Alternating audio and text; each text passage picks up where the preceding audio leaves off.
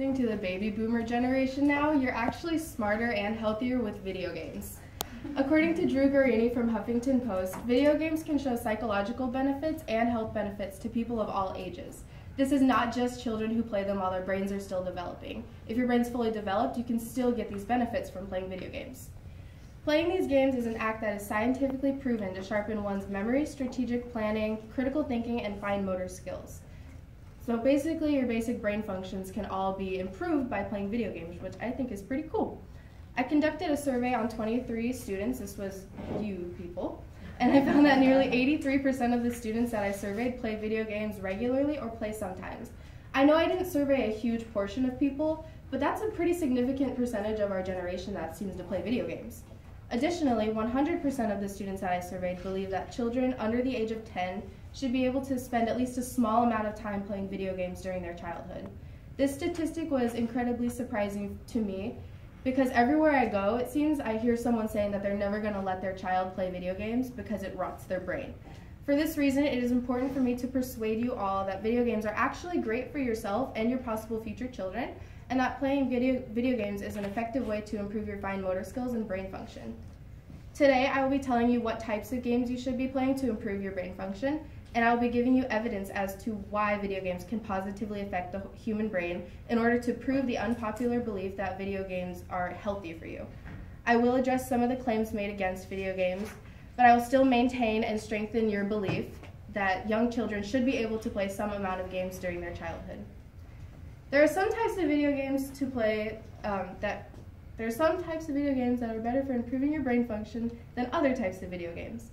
According to Hilary Brueck, an author with Fortune.com, neurobiologists at the University of California, Irvine found evidence that immersive 3D games improve the memory recall by an average of 12% of all test subjects who played these games for just 30 minutes a day.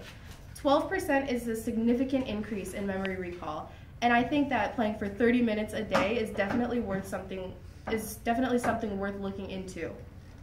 When these subjects stopped playing the video games, they lost their new memory muscle. So it's kind of like working out. In order to keep the muscle that you've gained from working out, you have to continue working out. It's the same thing with these video games.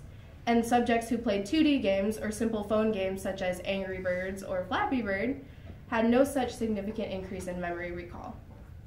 According to an article found on RaySmartKid.com, some of the best video games to play include strategy games such as StarCraft, first-person shooters such as Destiny and Call of Duty, action role-playing games such as Skyrim and Mass Effect, and puzzle games such as the popular and free phone app 2048, which I played on the plane ride to Australia the entire time because there was no Wi-Fi, and Little Big Planet. Did I say that? I don't know.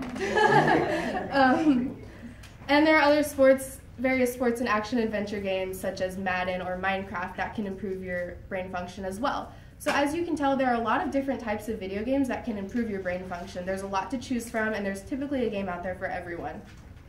Now that you know what kinds of games you or your future children should be playing to improve your brain functions, I will tell you the ways in which they're beneficial to you. They're actually beneficial in many more ways than you could probably think of. According to Diana Rodriguez, the author of an article on video games that was medically reviewed by MD Pat F. Bass III and Drew Guarini from Huffington Post again, video games are helpful to adults in many ways. As I said before, they're not just helpful to children whose brains are still developing. They can improve your memory and sustained attention skills. They can reduce depression and loneliness and have actually been found to work just as well as, or even better than counseling in some cases. They can improve balance and reflexes and your hand-eye coordination, which is something I can definitely vouch for. My hand-eye coordination used to be completely awful when I was younger, but I have noticed a difference since I've been playing video games a little bit. They can even enhance your vision, and they can slow the aging process by up to 7 years. That's crazy. That's 7 years longer you don't have to deal with wrinkles, and so I'm definitely interested in that. As well as adults, though, children do experience even more benefits from playing video games. According to Cheryl Olson, a doctor of science and the author of an article I found on parents.com, video games teach problem-solving skills and creativity to children. They inspire interest in history and culture through historical games such as Old Oregon Trail. They help kids make friends through their shared interest in video games. They encourage exercise through sports games such as Wii Sports, our favorite Wii Tennis. And they can bring parents and kids together. I know that last one sounds kind of cheesy, but that's definitely another thing that I can vouch for. My dad always wanted a son, and me being a girl, obviously, we didn't have too much in common like sports or fishing, but video games gave us a different way to bond with each other. Now that you know a handful of the ways video games can be beneficial to your health, let's discuss the claims that are commonly made against video games. There are some problems that have stemmed from video game usage. This is true, and I definitely won't deny that. But there are ways to manage those problems. According to an article found on healthcentral.com, studies published in various medical journals link video games to muscle pain from slouching when you're playing the games, seizures from sitting too close to the TV and not giving yourself enough of a break, obesity from obviously sitting there, aggressive behavior from the possible inclusion of violence in video games, poor grades from not being able to prioritize grades over video games, lack of vitamin D from not going outside, sleep deprivation from staying up too late, and attention problems. I know what you're thinking. That sounds like a lot that can go wrong. And those are all very real problems. However, they only happen if you play too much of these video games. As I said before, you only need 30 minutes of video game playing a day in order to improve your memory recall by 12%.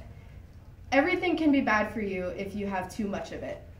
Too much sun can lead to skin cancer. So video games obviously are not as cool as the sun, but they can definitely be good for you as long as you don't play too much. By standing here telling you to play video games, I'm not telling you to not go outside or exercise ever.